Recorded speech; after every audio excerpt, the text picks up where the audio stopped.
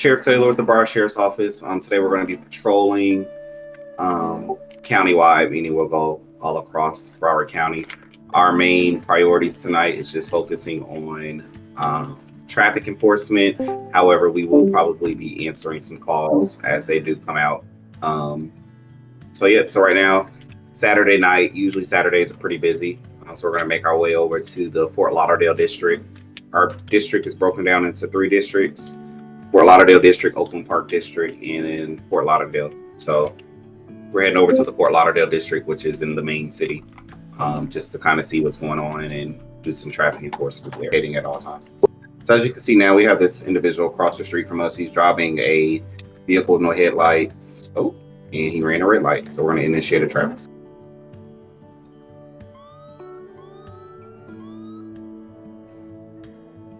Be careful. There's something coming out from the back of his car. Yeah. All right, I'm gonna go radio it in real quick. Okay, we'll be here. Zoom in and you'll see. All right, so that individual went AFK, or no, he left the game. So we're just gonna go back on patrol. What, sir? Wouldn't that be like a 10-0? Is that what that code is? Yep, 10-0. Okay.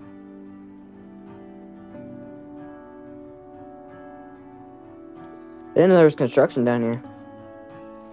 Yeah, it looks like the city is finally. It got some funding through some funding to get the roads worked. So I'd say that's quite unrealistic, sir. Putting speed. I've never seen speed bumps. It happens a lot down here. It happens a lot, especially when they're trying to slow traffic down to fix the roads. It's not uncommon. Okay. So right now we have a high critical incident occurring over in Springfield, which is unincorporated Broward County. Looks like a barricaded suspect. So we're going to make our way there. It looks like other units from the city of Fort Lauderdale has also been dispatched.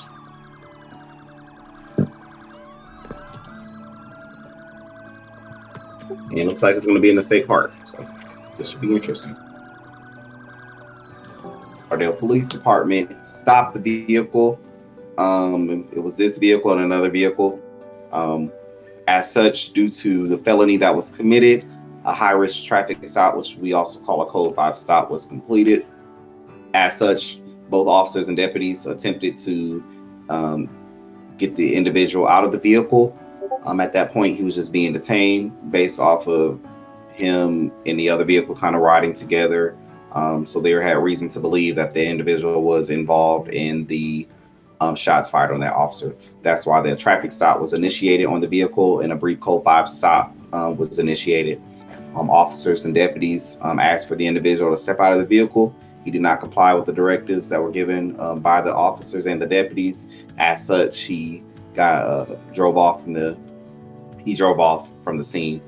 As such, that initiated a pursuit in which it started with the Fort Lauderdale Police Department, but as soon as it crossed over into unincorporated, Broward County Sheriff's Office took over. We pursued him through the industrial district. He came over to the Oakland Park district, in which he came down Oak Valley Drive. He attempted to make a left-hand turn here on Maple Street.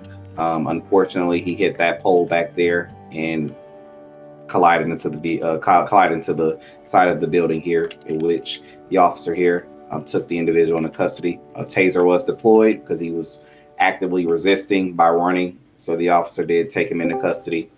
As of right now, he's going to be transported over to the jail. He'll be treated by jail staff. We'll go from there. Well, I guess we only have one thing to say left here, sir. Not in Broward County. Not in Broward County. You're right, sir. Get out of the car now. Get out. Just bitches running. Hold on. Yeah, we got a 1070. He's going to be... Here, get him. I'm getting my car. I'll keep eyes on foot. He's heading down the river.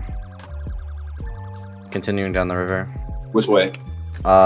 He's heading towards the FLPD. We might go out back and around. Do you have eyes? Pin him. What happened today? And then we'll have Mr. Rahim speak after that. So today we had a vehicle pulled over on traffic stop down on Oak Valley Drive. One of the vehicles attached to the scene, it was 2 vehicles. One of them decided to run from us. We attempted to pursue. We weren't able to catch up to the vehicle. Later, upon patrol, we had him free. Me and Sheriff Raheem here, we saw him Freedom Avenue. We engaged in a traffic stop. He was able to pull over Riverside Drive. After a short 1070, which is a foot pursuit for those of you that don't know, through the river, we were able to apprehend him here at the post station, and here we are. All right, Mr. Raheem Taylor, do you have anything to say for the citizens of Broward? Yep, not in Fort Lauderdale, not in Broward. Like we stated, individual, he ran from the Fort Lauderdale Police Department originally, and then myself and Lieutenant Ace, we were actually getting gas in the city, went back out on patrol, and we observed him. So we did a code 5 stop, and he briefly ran, but we took him into custody, and now he's going to enjoy his stay in Broward County's 5-star resort, the Broward County Detention Center, where he will get 3 meals a day.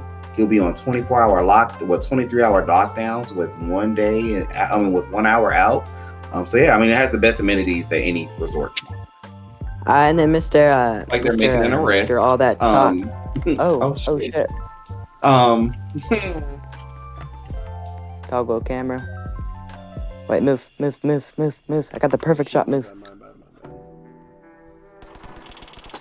Oh shit. Holy crap. What the What fuck? did I miss? Did you capture? Someone pulled a gun on someone and he just got shot. Did he really pull a gun? Yeah, Yes, he he pulled a did. gun and they trigger fingered him. Okay, good. I hope they just didn't shoot the Broward Sheriff's Office field operations, right, Captain? Yes, sir. All right. Would you mind telling B5 what just Oh, what hang the on, you're fuck? getting Well, that didn't He's Okay, no longer you gonna be. just He's respond. no This longer is a gonna be a boss. problem. So would you mind telling B5 what just took place? Over the radio was a bolo given out for this vehicle for felony speeding and reckless driving. Deputy Logan said he had him over here. We rolled up over here, gave him commands to put his hands up, turn around. He pulled out a weapon, opened fire. We opened fire, and this is the outcome. Okay, now what do you have to say about Around that? and he found out, basically, right? Yeah, basically. Okay. You gotta say a special line. You know what that line is? Oh. You gotta say Not in Broward. Not in Broward. Oh, yeah, not in Broward. Okay, there we go. Thank you, sir. You have a good day. Y'all as well. All right, my man, we got your $50,000. All right, we're gonna move up close to the door. I'm sorry, Safely. who's Jonas? Down. Who's Jonas? He's down. Copy. He's down. So stay down. Get the hostage off the door now. But so hostage, back up. We're breaking the door. Well, back up. Every officers, back up from the door. Oh, unlock the door out of roleplay. Just glass shot out. Door handle unlocked. Yeah, just go out the garage. There you go. Let's go. Let's go. Get him out. Watch your fire. Hostage coming out. Where's suspect at? He's right here next to the window, dead. On the Someone table. clear him. Hear Someone from clear Mr. him. Taylor. Yep. So at approximately 12:25 a.m. in the morning, off of the 700 block of Academy Place, deputies and officers were dispatched to a barricaded suspect. On our arrival, deputies and officers with the Fort Lauderdale Police Department and Broward Sheriff's Office had already made contact with the suspect inside. They attempted negotiations. At that point, myself and Lieutenant Ace arrived on scene. We immediately secured the back of the residence, which we were met by 2 additional personnel from the Broward Sheriff's Office and additional 2 personnel from the Fort Lauderdale Police Department. During the time that the negotiator was negotiating with the suspect, myself and Lieutenant Ace, along with those 4 additional personnel, entered inside of the back of the residence. Upon our entrance, we observed 1 hostage taker and 1 hostage. The hostage was located on the east side of the they were located on the you're right, east side of the house, in the living room. The suspect was held at the window, and there was a long barrel rifle pointed at the back of the suspect's head. At that point, I had my patrol rifle aimed at the suspect, and due to the individual having the firearm pointed at the civilian, and there were already officers inside, We had reason to believe that he was an imminent threat. Therefore, I discharged my rifle, striking the suspect 3 times. 2 shots went to the head, 2 shots went to the chest. At that point, the suspect did collapse over, and we were able to retrieve the hostage from the residence. The hostage was escorted out front, which personnel from the Broward Sheriff Fire Rescue, an ambulance was dispatched, currently checking on that individual.